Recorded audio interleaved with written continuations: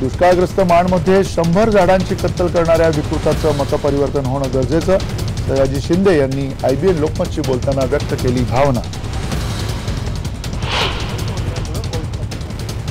आणि जलीकट्टूच्या समर्थनासाठी तामिळनाडूच्या मरीना बीचवर हजारो समर्थकांची निदर्शनं, तर मरीना बीच ही काही निदर्शनं करण्याची जागा नाही, मद्रास हायकोर्टानं फटकारलं।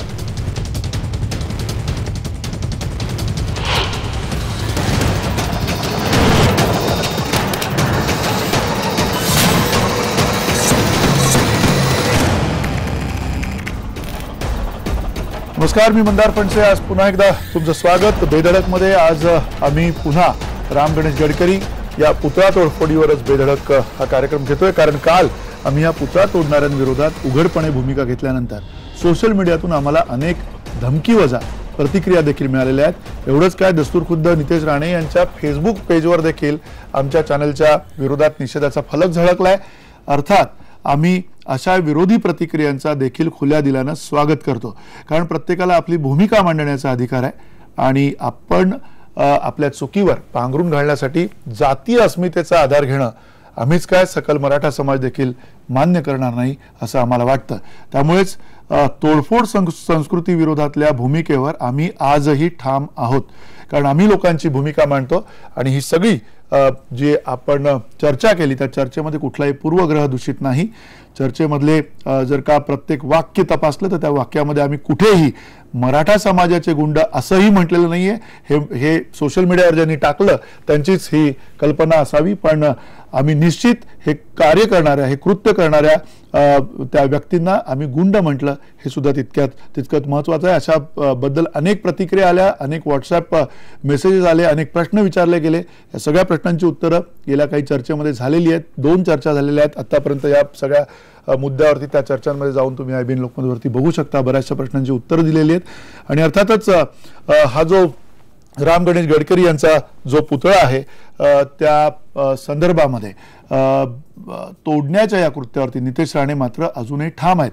एवढंच नाही तर मराठा समाजाचा प्रतिनिधी म्हणूनच या प्रकरणात बोलत असल्याचा दावा ते करतायत। त्यामुळे नितेश राणेंची ही तोडफोडीची भूमिका सकल मराठा समाजाला खरंच मान्य आहे का, असा प्रश्न निर्माण होतोय। पाहुयात एक रिपोर्ट। पुण्यातल्या संभाजी उद्यानातल्या राम गणेश गडकरींच्या पुतळ्याची ज्या गुंडांनी तोडफोड केली त्याचा संबंध नितेश राणेंनी थेट मराठा समाजाशी जोडून टाकला। इतकी टोकाची भूमिका मराठा समाज कधीच घेत नव्हता। त्यांच्या मागण्यांसाठी सुरू असलेले मराठा क्रांती मोर्चे हे त्यांच्या शिस्तबद्धतेचे प्रतीक आहे। गडकरी पुतळा प्रकरणातले मास्टरमाइंड कोणीही असोत, ते आम्ही शोधून काढू असं मुख्यमंत्र्यांनी म्हटलेलं होतं। काही नादार लोक त्या ठिकाणी एखाद्या उद्यानामध्ये जाऊन राम गणेश गडकरींचा पुतळा त्या ठिकाणी तोडतात, त्यावेळी मला दुःखानं सांगावंसं वाटतं, तुम्हाला संभाजी महाराजही समजले नाही, तुम्हाला शिवाजी महाराजही समजले नाही। पण मी या निमित्ताने सांगतो की ज्यांनी काम केलं ते तर पकडले गेले आहेत, पण त्यांचे बोलविते धनी कोण आहेत हे देखील या ठिकाणी निश्चितपणे आम्ही शोधून काढू। मुख्यमंत्र्यांच्या याच विधानाचं आव्हान स्वीकारत नितेश राणे यांनी राणा भीमदेवी थाटात राम गणेश गडकरींचा पुतळा हटवण्यामागे राज्यातला 32% मराठा समाजच आहे असं वादग्रस्त विधान केलं। महाराष्ट्राचा 32% मराठा समाज हा गडकरी पुतळा तोडणाऱ्यांचा मास्टर माइंड आहे। सगळ्या मराठा समाजाची भूमिका जी होती ती मी माझ्या माध्यमातून तिथे बोलून दाखवली। IBN लोकमत कधीच मराठा समाजच काय तर कुठल्याही समाजाच्या विरोधात भूमिका घेऊ शकत नाही, पण ज्या गुंडांनी हे कृत्य केलंय त्यांचं समर्थन कोणी करत असेल तर त्या विरोधात आम्ही आवाज उठवत राहूच। कुठलंही घटनाविरोधी काम करणारी व्यक्ती ही कुठल्या समाजाचं प्रतिनिधित्व करत नाही, आणि जर करतच असेल तर ती अराजकतेचंच प्रतिनिधित्व करते असं आम्ही मानतो। आम्ही आमच्या भूमिकेवर ठाम आहोत। Bureau report, IBN Lokmat. अर्थात पुन्हा एकदा या संदर्भात चर्चा करायची आणि या चर्चेमधला सगळ्यात महत्त्वाचा सूर जो आहे तो म्हणजे गडकरी पुतळा वादात बक्षिसी देऊन नितेश राणे यांनी तोडफोड संस्कृतीला खतपाणी घातलंय का, हा सगळ्यात महत्त्वाचा प्रश्न आपण उपस्थित केला। आणि गडकरी पुतळा हटवण्यामागचा मास्टरमाइंड हा 32% मराठा समाज असल्याचा नितेश राणे यांचा दावा योग्य होता का? इतिहास लेखनातील वाद आणि वादंग मिटवण्यासाठी तोडफोड हाच अंतिम मार्ग आहे का? हे सगळे महत्त्वाचे प्रश्न आपण त्यांच्या अवतीभोवती चर्चा करणार आहोत आणि सगळ्यात महत्त्वाचा मुद्दा या चर्चेतनं काय निघतोय तो आपण सरतेशेवटी बघूयात. पण आपल्या सोबत या चर्चेमध्ये सहभागी आहेत मान्यवर प्रवीण दीक्षित, माजी पोलीस महासंचालक आपल्या सोबत आहेत. त्यांच्याबद्दल अधिक माहिती सगळ्यांना आहे. अर्थात अतिशय निस्पृहपणे त्यांनी पोलीस दलामध्ये अनेक वर्ष काम केलेलं आहे आणि आता त्यांच्या पोलीस महासंचालकाच्या पदाच्या निवृत्तीनंतर आज ते आपल्याशी बोलणार आहेत. नेमका त्यांच्या अनुभवातून काय त्यांचं म्हणणं आहे, कायदा सुव्यवस्था असेल किंवा एकूण गुंडगिरी असेल या संदर्भामध्ये. सुषमा देशपांडे आपल्या सोबत आहेत, सामाजिक कार्यकर्त्या आणि लेखिका आहेत. आपण या मान्यवरांशी बोलणार आहोत. विनायक पाटील आपल्या सोबत आहेत, सामाजिक कार्यकर्ते, आणि आपल्यासोबत राजेंद्र जंजाळ आहेत जे समन्वयक आहेत मराठा क्रांती मोर्चाचे औरंगाबादवरून. या सगळ्या मान्यवरांचं स्वागत. आणि चर्चेचा पहिला मुद्दा खरं तर विचारायचा आहे विनायक पाटील आपल्याला. ज्या पद्धतीनं सातत्यानं गेले काही काळ हे वातावरण कुठल्या ना कुठल्या मुद्द्यावरून तापताना दिसतंय. कुठले तरी मुद्दे जे जुने असतात त्या मुद्द्यांचं कदाचित आत्ताच्या काळामध्ये तेवढं तितका रेलिव्हन्स त्याचा आज नसेलही, पण तरीसुद्धा हे मुद्दे काढले जातात. हे मुद्दे काढताना त्या मुद्द्यांच्या वरती आक्षेप जे आहेत ते आक्षेप मधल्या काळामध्ये 50-60 वर्षामध्ये अनेकदा पुसले गेलेले आहेत. त्याच्यावरती अनेक वेगवेगळ्या पद्धतीने लेख आलेले असतात. इतिहासाचा हा जो सगळा वापर केला जातो राजकारणासाठी आणि सरतेशेवटी आपण संपूर्ण सामाजिक वातावरण, आपली सामाजिक घडी आणि जाती जातींमधली तेढ जी आहे ती अधिक वाढवतोय की काय, अशी परिस्थिती येते. काय तुमचं म्हणणं आहे?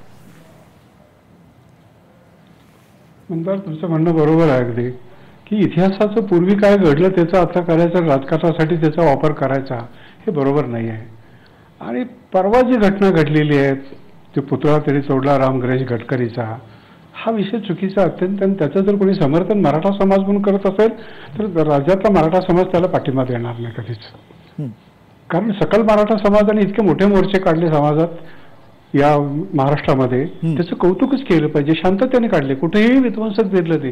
देशाला नव्हे जगाला अभिमान वाटेल असे सकल मराठा समाजाने मोर्चे काढले आणि त्या मोर्चाचं प्रतीक काय झालं तर शांतता आणि सुव्यवस्था हे दाखवलं त्या ठिकाणी. आणि असं जर कोणी या माध्यमातून आम्ही पुतळा तोडला आणि त्याचं कोणी कौतुक करत असेल तर त्याचा आम्ही निषेध करतो या ठिकाणी. म्हणतात नक्की कृत्य कोणी करू नये, अशा प्रकारचं कृत्य कोणी करू नये. आणि अशा प्रकारचं कृत्य केलं त्याला जर पाठिंबा देत असतील तर बरोबर नाही ना, त्याला तुम्ही पैसे द्यायला लागलात. त्याच्यापेक्षा संभाजी महाराजांना रामाच्या उद्यानामध्ये तुम्ही जर चांगला संभाजी महाराजांचा पुतळा बसवला असता, त्याला पैसे दिले असते तर आनंद वाटला असता आम्हाला.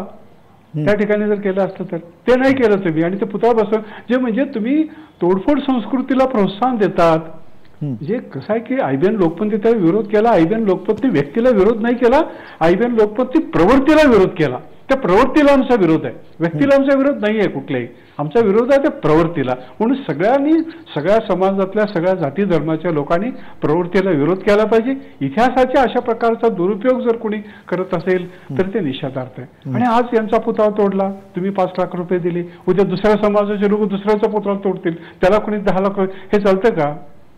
मला एक सांगायचंय मंदार, संभाजी कदम हा आमचा जवान शहीद झाला, तिथे गेले का कोणी मराठा समाजाचे लोक आणि संभाजी ब्रिगेड कुठल्याही समाजाचे लोक गेले?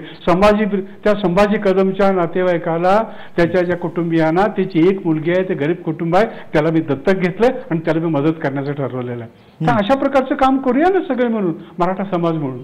असं कुठंतरी मी मराठा समाजाचं प्रतिनिधित्व करतो असं कोणालाही म्हणण्याचा अधिकार तिथे नाहीये.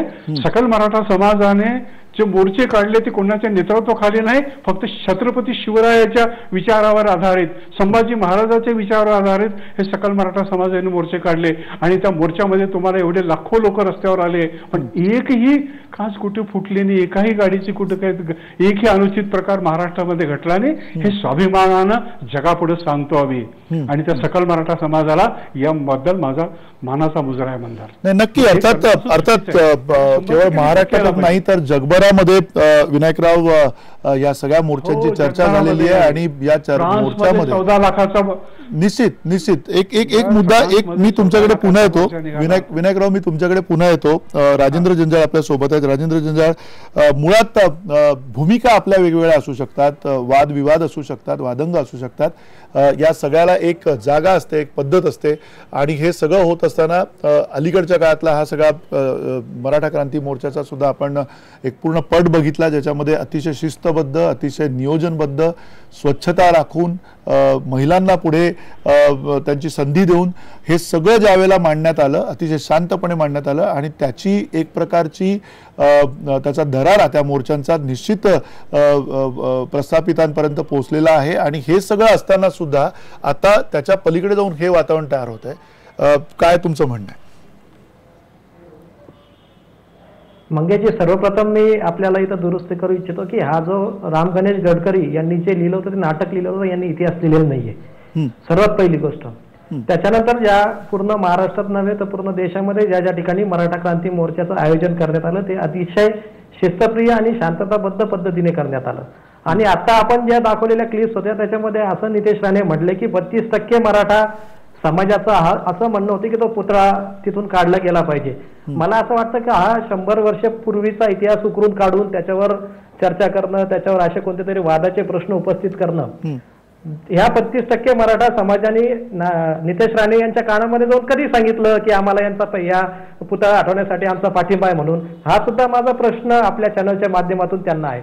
आणि एवढ्या सध्या मराठा समाजाचे जे महत्वाचे विषय आरक्षणाचे असतील किंवा ज्या मराठ्यांच्या मुख्य मागण्या आहे त्या मागण्यांना कुठंतरी या माध्यमातून बगल पडून सरकारच्या पुढे मराठा समाजाचं दुसरं चित्र गेलं पाहिजे असा हेतू नेमका त्यांचा आहे का? आपण काँग्रेसमध्ये आहात, आपण आमदार आहात, आपण कोणत्या काँग्रेस सारख्या पक्षामध्ये असताना सुद्धा आम्ही जर तोडफोडीचं समर्थन केलं तर ते मान्य होऊ शकतो, परंतु आपण काँग्रेसच्या याच्यामध्ये असून सुद्धा तोडफोडीचं समर्थन करतात, ही निंदनीय बाब आहे. संभाजी महाराजांबद्दल जे लिहिलं गेलेलं आहे त्या पुस्तकाचं त्या खरड्याचं पूर्णतः लेखन सुद्धा झालेलं नाहीये, ते पुस्तक सुद्धा प्रकाशित झालेलं नाही. मग कुठंतरी 100-50 वर्ष पहिले लिहिलेलं कुठंच तरी काढायचं आणि मराठा समाजाची जी दिशा ज्या दिशेने मराठा समाज जात आहे तिथं कुठंतरी असं एक गोंधळाचं वातावरण निर्माण करायचा असा प्रश्न आता उपस्थित झाला या अनुषंगाने असं मला वाटतं. या सगळ्याच्या बरोबरनं पुन्हा सुषमा देशपांडे, सातत्यानं आपण ज्या वेळेला ह्या चर्चा सुद्धा करतो जातीच्या अनुषंगाने, धर्माच्या अनुषंगाने आणि जी अशांतता जी समोर येत असते विविध कारणांच्या मुळे, नेमकं आपण कुठल्या दिशेने जातोय असं म्हणता येईल. त्याचं कारण कुठेही कोणाला आता सहनच होईन असं झालंय. सोशल मीडियावरती आपण बघितलं, एखादा मला न पटणारा विचार समोर आला तरी माझी सहनशीलता संपलेली आहे. एकूण समाजाची सहनशीलता या सगळ्याकडे बघण्याची संपलेली आहे का? ज्या पद्धतीनं गडकरींचा पुतळा तोडून त्याचं समर्थन केलं जातं त्याबरोबरीनं केवळ समर्थन नाही तर आता 5-5 लाख रुपये वाटले जातात आणि मग त्याचं सुद्धा समर्थन करण्याची ही जी मानसिकता तयार झालेली आहे, त्या मानसिकतेबद्दल आपण काय म्हणाल?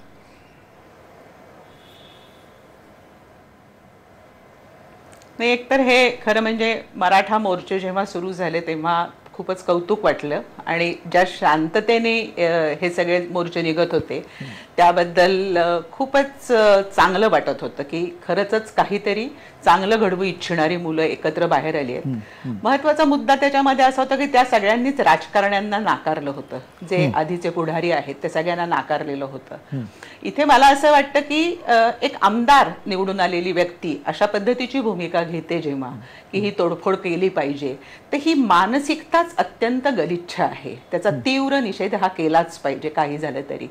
परंतु यांचे पुढारी कसे गप्प बसतात हा मला प्रश्न पडतो. तोडफोड करून नेमकं काय मिळणार आहे? आपण नेहमीच म्हणतो की कुठलीही दंगल असली किंवा काहीही या पद्धतीने घडलं तर शेवटी फक्त लहान मुलं आणि बायकांचेच बळी जातात, बाकी कोणाचेच बळी जात नाहीत. परंतु या सगळ्या अशा तोडफोडीमध्ये काय तुम्ही नेमका संस्कार देऊ इच्छितात? प्रश्न माझा पहिल्यांदा नितेश राणेंच्या वडिलांनाही आहे आणि सर्व काँग्रेसच्या पुढाऱ्यांनाही आहे. कोणी कसं बोलत नाही. आता नितेश राणेंनी हे घेतलं म्हणून आपण बोलतोय, पण इतरही पक्षांमध्ये हीच भूमिका आपल्याला दिसून येते की तोडफोड केली, आवाज केला, आमच्या हातात सत्ता आहे. मला प्रश्न पडतो, पोलीस पण घाबरतात का ह्यांच्याकडे पॉलिटिकल सत्ता आहे म्हणून त्यांना हात न लावायला? याला कारण व्हॉट्सअपवरती एक व्हिडिओ व्हायरल होत होता ज्यामध्ये 2 मुलांनी सांगितलं होतं की हो आम्ही काढला आणि आम्हाला त्याची लाज नाही वाटत अजिबातच आणि तो करणार आम्ही या पद्धतीने. तर मुख्यमंत्री सांगतायत की आम्ही त्यांना अटक करू, पण जे मुलं सांगतायत आम्ही केलं ते अटक करायला एवढा वेळ का जातो? पोलिसांना ही माणसं सापडत नाहीत. म्हणजे एकूण एका बाजूनी ही तोडफोड प्रवृत्ती रुजवण्यासाठी सर्व राजकीय लोक एकत्र आहेत का काय असं मला वाटायला लागतं एका मुद्द्यावरती. कारण मुद्दा असा आहे की हे तोडफोड करणार, ह्यांना अटक होणार नाही, म्हणजे बलात्कार करणार त्यांना अटक होणार नाही. सगळीकडे ज्या पद्धतीने अत्यंत वाईट आणि गलिच्छ वातावरण निर्माण होतंय आणि एका पद्धतीने फॅसिस्ट प्रवृत्ती वाढते आहे. दुसऱ्या बाजूनी काँग्रेसबद्दल पूर्वी तुम्हाला आदर वाटायचा, अशा पक्षांमधून पुन्हा ही प्रवृत्ती वाढायला लागलेली आहे. गुंडांना कायम सगळेजण आपल्याला सपोर्ट करायला ठेवता आहेत, गुंड बाहेर आले त्यांना तिकीटं देता आहेत. म्हणजे एकूण फक्त दहशतीनीच तुम्हाला जर राजकारण करायचं असेल तर या लोकांच्या भावनांचं करायचं काय नेमकं, ह्याचा अत्यंत गंभीरपणे विचार करायला पाहिजे आणि अत्यंत गंभीरपणे यांच्यावर ऍक्शन घेतली गेली पाहिजे. लोकशाही मानणारे पक्ष जे निवडणुका लढवत आहेत ते खरंच लोकशाही मानतात का? ते लोकशाही मानत असतील तर ते या भूमिकांना पाठिंबा देणार नाही, ते प्रथम त्यांचा निषेध करतील. त्यामुळे काँग्रेसनी तर निषेध केलाच पाहिजे, पण त्याबरोबर राष्ट्रवादीने निषेध केला पाहिजे, इतर सर्व पक्षांनी पण निषेध केला पाहिजे या गोष्टीचा आणि राजकारणातनं ही गुंडागिरी पूर्ण बाहेर पडली पाहिजे यासाठी प्रयत्न केला पाहिजे. आणि त्यासाठी मला मराठा मोर्चाचं खूप खूप कौतुक वाटतं. ही भूमिका सगळ्यांनी त्या पद्धतीने स्वीकारायला हवे आणि शांततेने मार्ग स्वीकारायला हवा. आपण मराठा मोर्चा सुरू झाली तेव्हा मला वाटलं हो गांधी अजून या मातीत आहे, पण अशा घटना घडायला लागतात तेव्हा काहीच त्याला अर्थ राहत नाही आणि माणसं हतबल व्हायला लागतात. राजकारण्यांना ही भय निर्माण करून या पद्धतीने राजकारण करायचं आहे याला, कारण की भय निर्माण केलं की माणसं घाबरून तुमच्यापाशी राहतात, अशी ही संस्कृती आहे. तर भयमुक्त वातावरण निर्माण करण्यासाठी जे या विरोधात आहेत त्या सगळ्यांनी एकत्र येऊन काहीतरी करायला हवं. नक्की, अर्थात. पण या बरोबरीनं पुन्हा दीक्षित सर प्रश्न येतो कायदा सुव्यवस्थेचा. कायद्याचं राज्य आहे असं आपण ज्यावेळेला म्हणतो त्यावेळेला त्या कायद्याच्या राज्याची बूज राखायला लागते, त्या कायद्याच्या राज्याला प्रस्थापित व्हावं लागतं. ती सगळं यंत्रणेची जबाबदारी असते.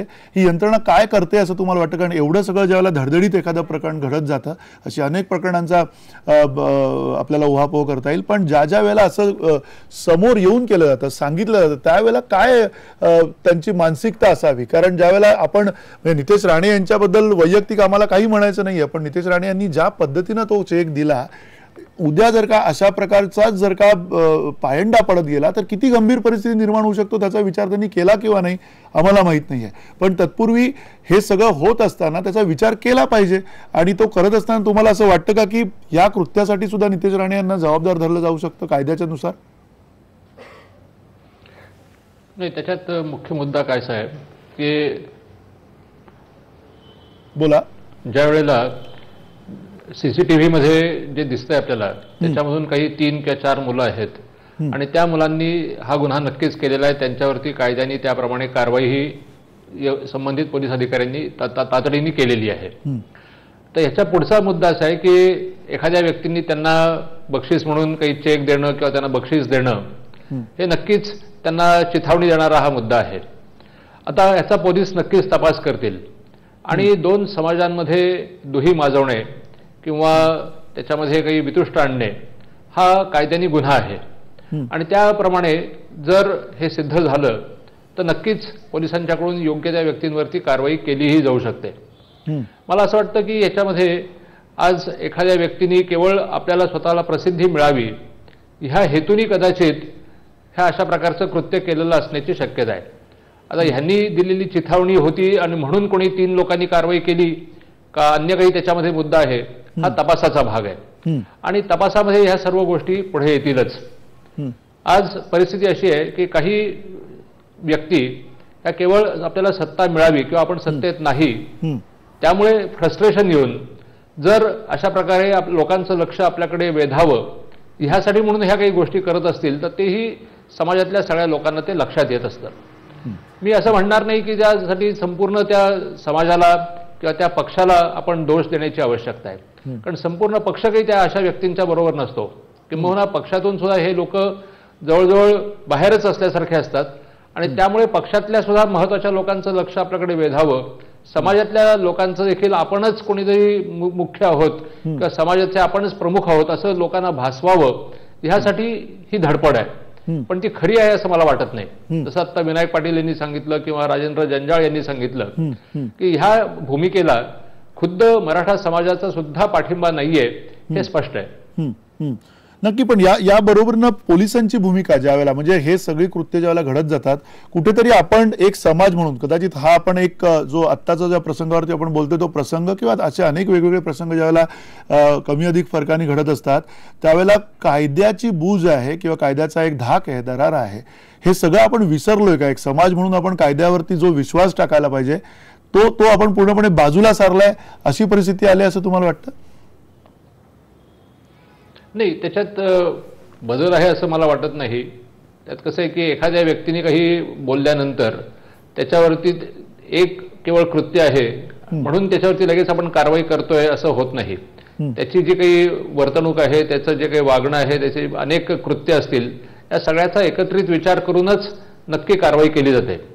तर कित्येक वेळा लोकशाहीत कसं असतं की काही विधानं एखादी व्यक्ती करते पण म्हणून त्या केवळ विधानांच्या आधारावरती लगेचच त्याच्यावरती कायदेशीर कारवाई आवश्यक आहे किंवा नाही ही बाब तपासून पाहिली जाते. आणि आपल्याला कल्पना आहे की इंडियन पिनल कोडमध्ये देखील अशा प्रोव्हिजन्स आहेत की जसं सेक्शन 153A प्रमाणे जर दोन समाजांमध्ये दुही माजवायची असेल किंवा दोन समाजातल्या काही भागांमध्ये पण दुही माजवत असेल तर नक्कीच त्यांच्यावरती कारवाई केली जाते.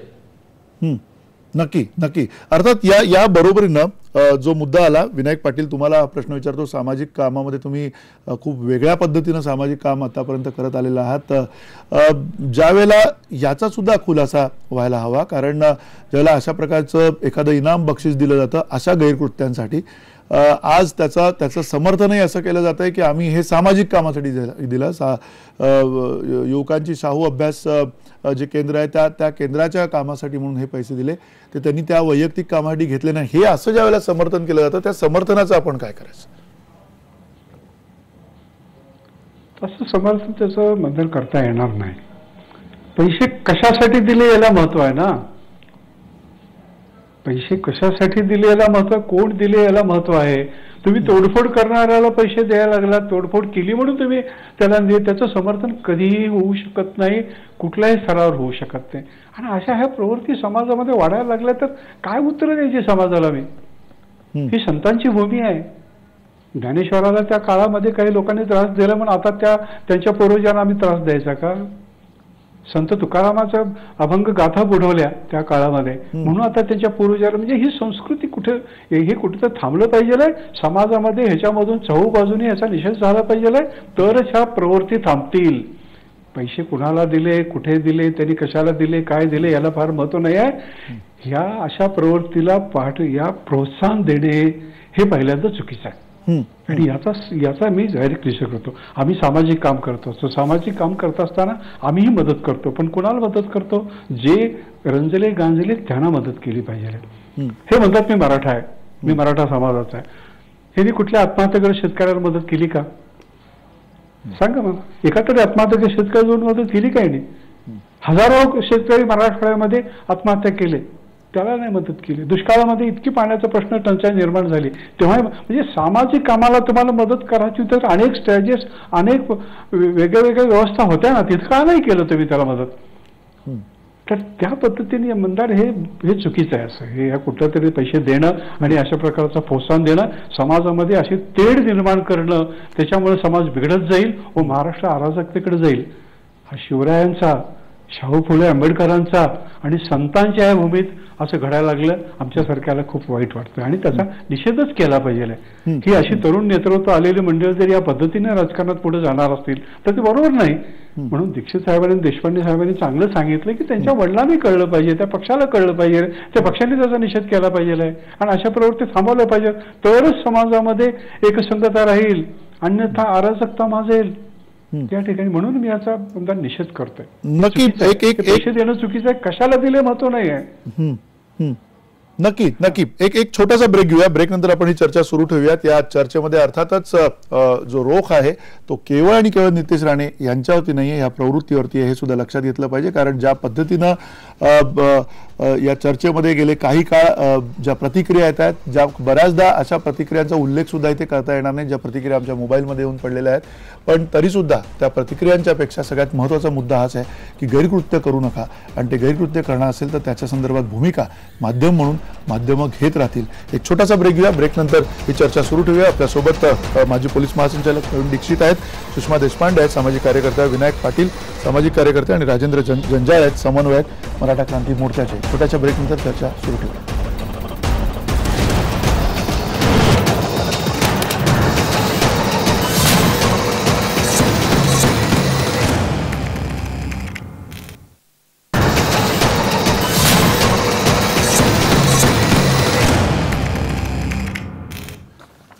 पुन्हा एकदा स्वागत. आपण बेधडकमध्ये चर्चा करतोय गडकरी तोडफोडी पुतळा तोडफोडीच्या प्रकरणाच्या नंतर झालेल्या सगळ्या घटना ज्या आहेत त्याच्यातल्या काही प्रतिक्रिया आपल्या प्रेक्षकांच्या या चर्चेमधनं ज्या उमटतात त्या पाहूयात. लखन जाधव म्हणतात पुतळा फोडणे हा एक टोकाचा निषेध होता. मिळालेली रक्कम त्या तरुणांनी शैक्षणिक कार्यासाठी दान केलेली आहे. अवकाश बोरसे म्हणतात हा एक आंदोलनाचा भाग आहे, याला संस्कृती म्हणता येणार नाही, नितेश राणेंनी केलेलं योग्यच आहे.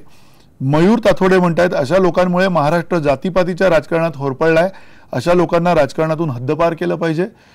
किरण घुगे म्हणतात तोडफोडीमुळे जातीय राजकारणाला खतपाणी घातलं गेलंय, जातीचं राजकारण करून काहीही साध्य होणार नाही. आणि प्रदीप झडपे म्हणतात पुतळे बांधून विकास नव्हे विटंबना होतात, विनाकारण जातीत दंगली पेटवल्या जातात.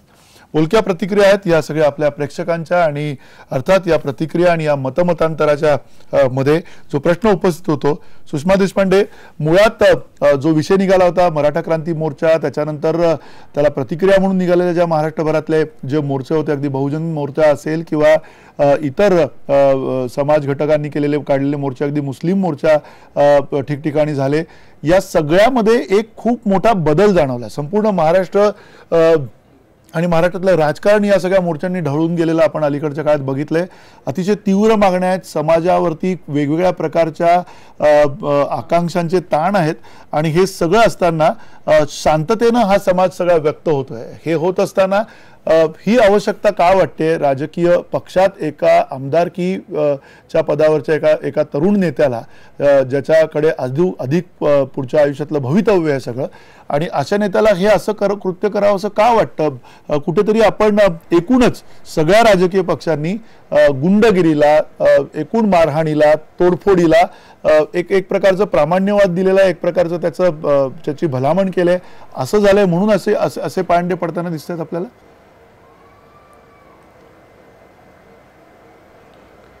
फक्त तेवढंच नाहीये, एक तर ते आहे ही सगळी मोठी माणसं जी आहेत ती यांच्या मागे उभी असल्यासारखी वागतात, पण त्याच्याही पलीकडे जाऊन मला अजून एक मुद्दा वाटतो की ह्या सगळ्यांना जे कोण तोडफोड करतात, ज्यांना आपल्या जागेबद्दल मनामध्ये भीती आहे, ही जागा नाही आपली, आता आपण नाही टिकणार, आणि त्यामुळे आपली जागा निर्माण करण्यासाठी हा मार्ग ते अवलंबतात.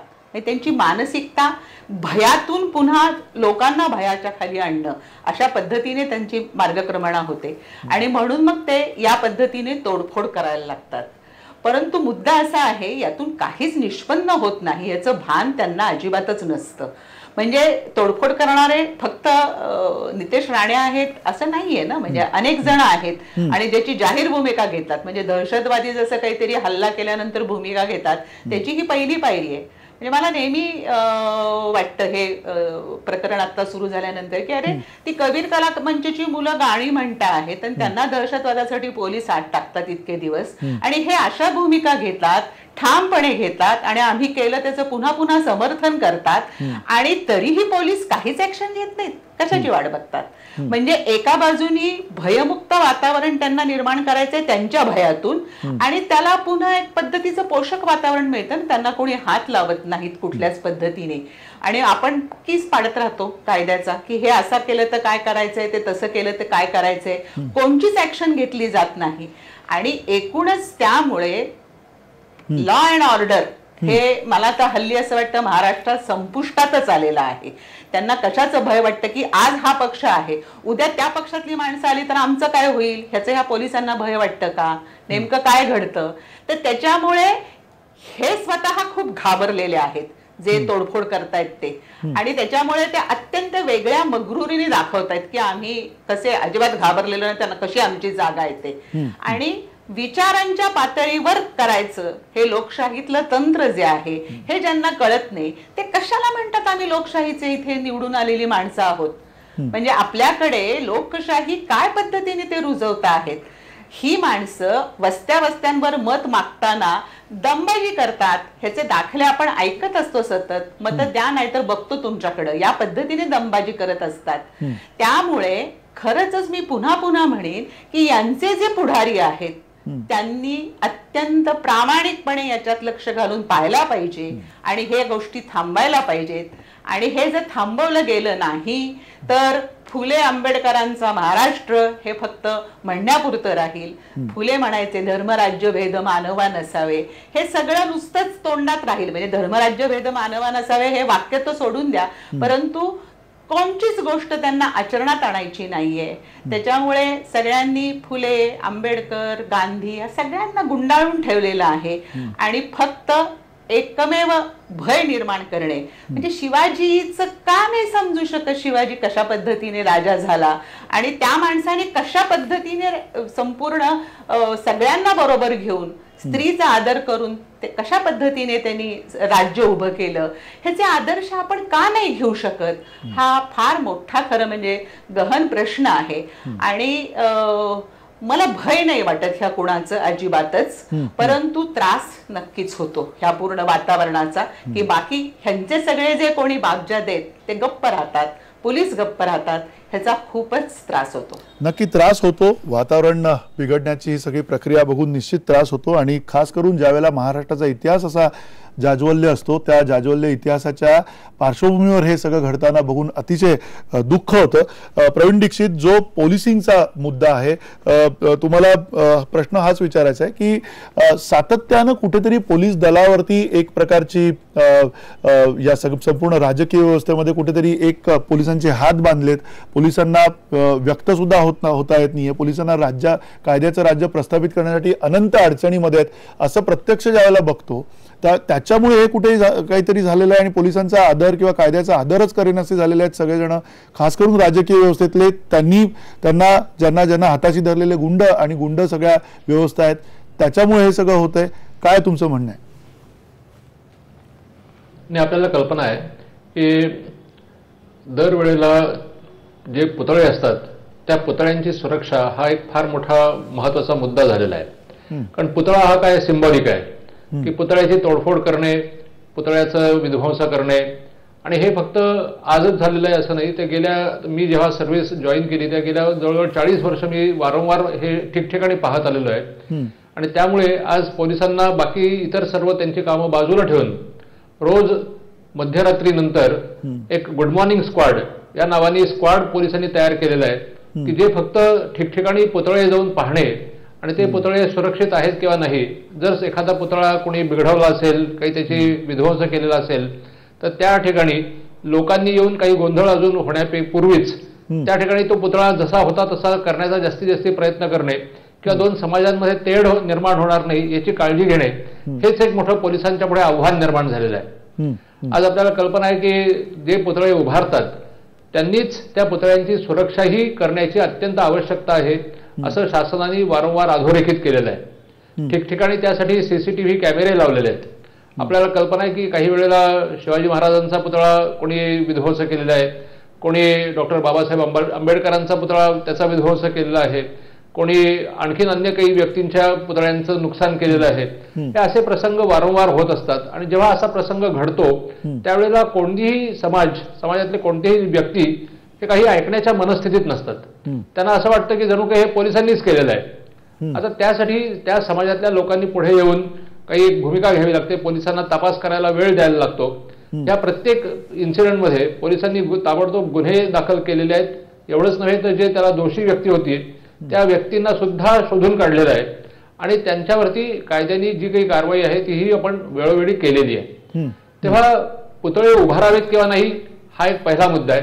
आणि जर उभारायचे असतील तर त्याची सुरक्षा कोणी करायची आहे, ती त्या लोकांनी करायची आहे का शासनाने करायची आहे का पोलिसांनी करायची आहे, ह्याचा सुद्धा सोक्षमोक्ष होण्याची आवश्यकता आहे. पोलिसांच्या वरचा ताण आपण किती वाढवायचा आणि त्याच्यासाठी किती दंगे धोपे करायचे हा देखील एक महत्वाचा मुद्दा आहे. नाही, नक्की या मुद्द्याबरोबर पुन्हा राजेंद्र जंजाळ जो मुद्दा सातत्यानं समोर येतोय, एकीकडे समाज बदललाय, आपला सगळा संपूर्ण समाज एका वेगळ्या विवंचनेत जसा आहे तितकाच तो एका वेगळ्या आकांक्षांचा सुद्धा विचार करतोय. आणि हे सगळं घडत असताना कुठेतरी जो आता उदाहरण घालून दिलं मराठा क्रांती मोर्चाने, जे उदाहरण घालून दिलं त्या उदाहरणाला नंतरच्या आलेल्या मोर्चांना सुद्धा त्याच पद्धतीनं सामोरं जावं लागलं. कारण एक प्रकारची शिस्त, एक प्रकारची शांतता आणि एक प्रकारचा धीरोदात्तपणा या सगळ्या याच्यामध्ये एक धैर्य होतं त्याच्यामध्ये. आणि त्यामुळे सगळ्यात जर का सुखावला असेल त्या काळामध्ये इतक्या लाखो लोकांचा मोर्चा, एक मराठा लाख मराठा हा जो मोर्चा झाला, त्या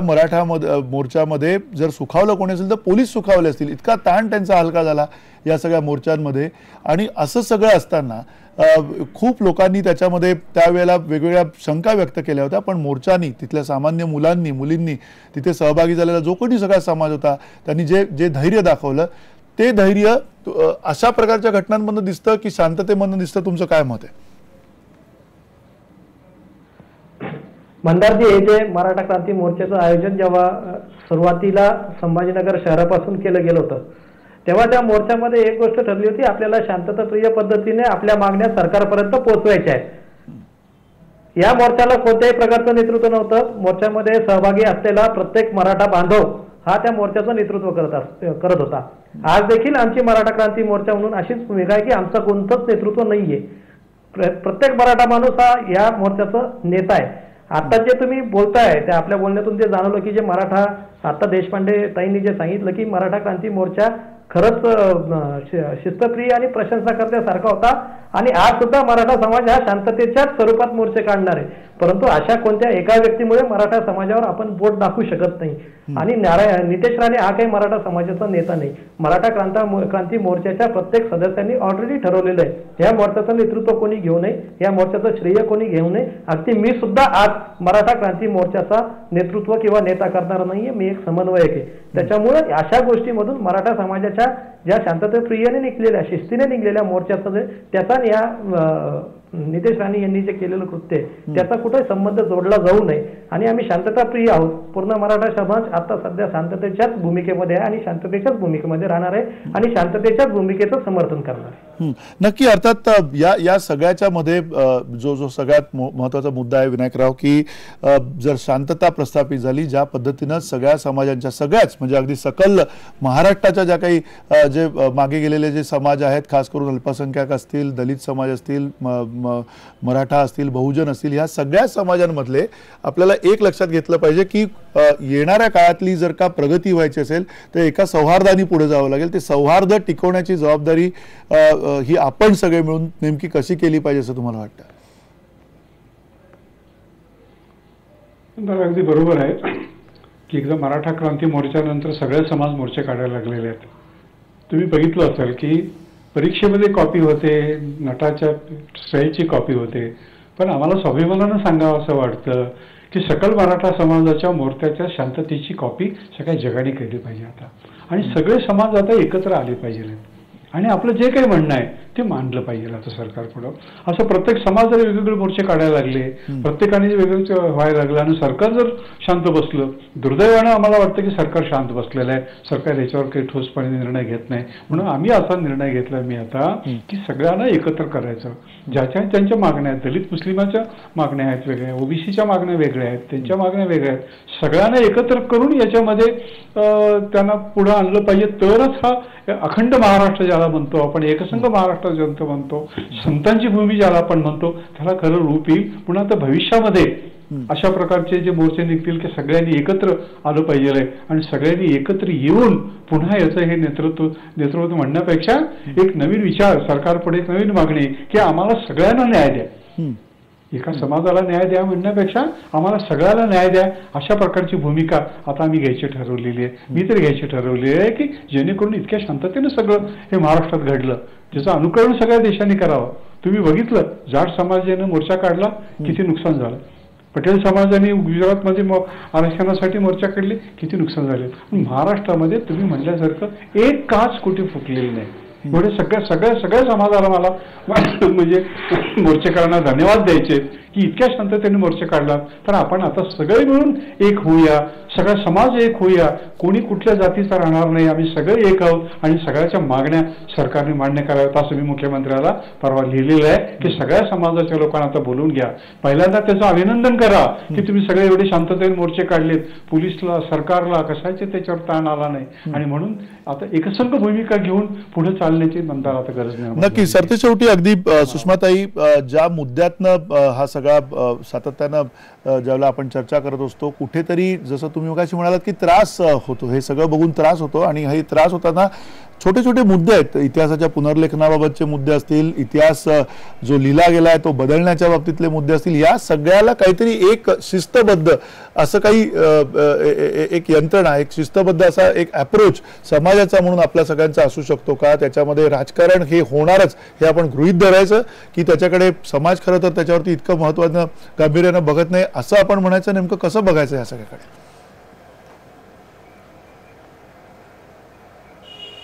नाही, एका पद्धतीने आता मराठा मोर्चाबाबत हे सगळेजण सांगतायत ते खूपच कौतुकास्पद मला वाटतं. कारण मुद्दा असा आहे की त्यांनी आपले पुढारी नाकारून हे संपूर्ण उभं केलं. मला वाटतं सगळ्यांच्याच बाबत आता ती कुठेतरी वेळ यायला लागलेली आहे की ज्या काही मुठभर पुढाऱ्यांनी फक्त आपल्या आता सत्ता राहण्यासाठी वेगवेगळ्या गोष्टी केल्या, तर त्यांना दूर सारून सगळे जणांनी एकत्र येण्याची एका पातळीवर मोठी गरज आहे आता.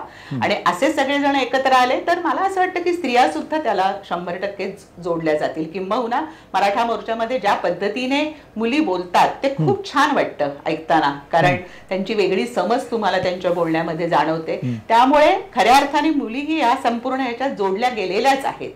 तरी सुद्धा मला मगाशी एक दीक्षित साहेब बोलताना मनात आलेला एक प्रश्न पुन्हा उपस्थित करावासा वाटतो की ते म्हणाले पुतळे पाहणं हे काम आहे का पोलिसांचं? 100% नाहीये. पण अहो, दाभोळकर आणि पानसरे मारले जातात आणि काही घडत नाही, हे काम नाहीये का पोलिसांचं? मुद्दा असा आहे की तोडफोड करणाऱ्यांना आणि या पद्धतीने वेगळं काहीतरी करणाऱ्यांना किंवा दहशत माजवणाऱ्यांना फक्त पुतळ्यांचीच गरज असते असं नाहीये. ती प्रकृती वेगवेगळे मार्ग शोधत राहते आणि माणसं सुद्धा मारते. त्याचं काय करायचं? त्याच्यामुळे एका पद्धतीने पोलिसांनी सुद्धा त्यांची जबाबदारी काय पद्धतीने घेतली पाहिजे ह्याची महाराष्ट्रामध्ये अत्यंत मूलभूत आणि खूप खोलवर चर्चा करण्याची गरज आहे. म्हणजे एका पातळीवर त्यांच्यावरचे ताण, पोलिसांवरचे ताण समजतात, परंतु शांततेने जर सगळेजण एकत्र येत असतील तर आपलं नेमकं काम काय पद्धतीने केलं पाहिजे, काय पद्धतीने इन्व्हेस्टिगेशन केलं पाहिजे ह्याचाही विचार ह्यासह होणं गरजेचं आहे. ह्याला कारण तो सामान्य माणसाला पोलीस हा आधार वाटत नाहीत, ही फॅक्ट आहे आता या परिस्थितीत. आणि मराठा मोर्चासह बाकीचे मोर्चे निघाले, ते सगळेच जण आपण एकत्र येऊन जर काही करू शकलो तर खूपच छान आहे. राजकारण 100% येणार, कारण राजकारणाशिवाय नाही घडणार कुठल्याच गोष्टी. तर ते राजकारण आपण, मला असं वाटतं, हेल्दी पद्धतीने घ्यायला पाहिजे. गोदा नावाची एक संत म्हणते, जसं मुक्त अवघे देही मुक्त अवघी मही, तिला पृथ्वी संपूर्ण मुक्त व्हावी. त्या मुक्त मनाने आपण संपूर्ण या गोष्टींकडे पाहण्याची क्षमता दाखवली आणि अत्यंत मोकळेपणाने आपण तसं वातावरण निर्माण केलं तर समाजाचा विकास, समाज मनाचा विकास होऊ शकतो असं मला वाटतं. नक्की समाज मनाचा विकास हा त्या अर्थाने व्हायला पाहिजे. पोलिसांनी सुद्धा कायद्याचं राज्य राखण्याकरता जे काही करता येणं शक्य आहे ते निश्चित केलं पाहिजे, कुठलीही भीड न बाळगता. कारण आपल्या मागे भारतीय राज्यघटना आहे, आपल्या मागे कायदे आहेत आणि त्यामुळे कायद्याचं राज्य प्रस्थापित होणं सगळ्यात महत्त्वाचं आहे. या सगळ्या पुतळा तोडफोडीच्या संदर्भामध्ये आम्ही नितेश राणेंच्या भूमिकेविरुद्ध मत मांडतो आहोत. याचा अर्थ आमचा काही नितेश राणेंवरती वैयक्तिक राग नाही आहे किंवा आकससुद्धा नाही आहे त्यांच्याबद्दल, पण म्हणूनच कार्यक्रमाच्या शेवटी आम्ही नितेश राणेंना पुन्हा एकदा जाहीर आवाहन करतोय की त्यांनी पुतळा तोडणाऱ्यांना दिलेला 5 लाखांचा चेक परत घ्यावा आणि आपली चूक सुधारावी. कारण तोडफोडीसाठी जातीचा कवच किंवा त्याची अस्मिता यांचा आधार घेणं कदापिही समर्थनीय होऊ शकत नाही. तुर्तास इथेच थांबतो. धन्यवाद.